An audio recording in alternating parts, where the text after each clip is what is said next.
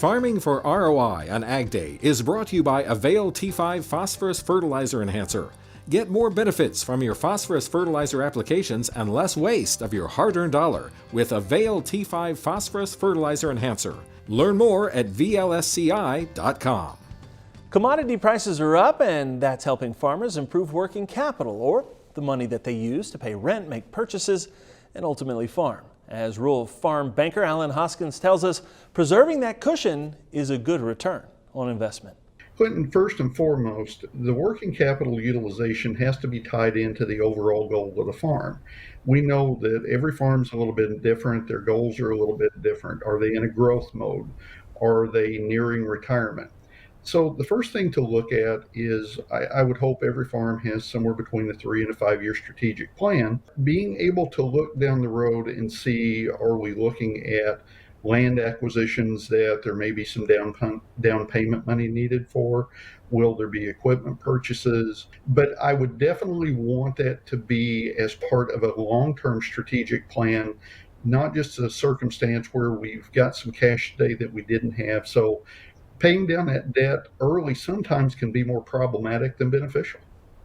That kind of leads us to our second point, which is being business savvy and responsible for the future, because ultimately, Alan, we want to stay in business here. Absolutely. Absolutely.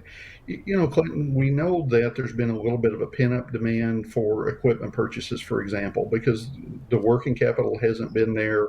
So I think it definitely goes back to looking at the strategic plans and goals of the operation to decide, first of all, how that working capital will be spent. But even before that is decided, what's the comfort level that the operators and owners of the operation have relative to the level of working capital they're comfortable with?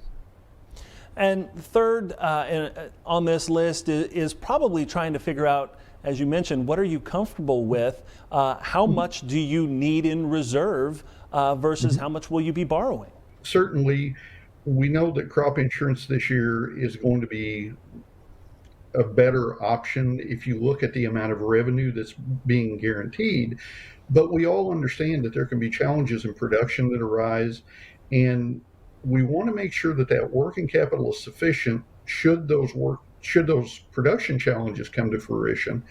If the crop insurance is not necessarily as strong as we would like it to be, that there is working capital there to help subsidize some of the payments that are going to be typically made out of a production year's revenue.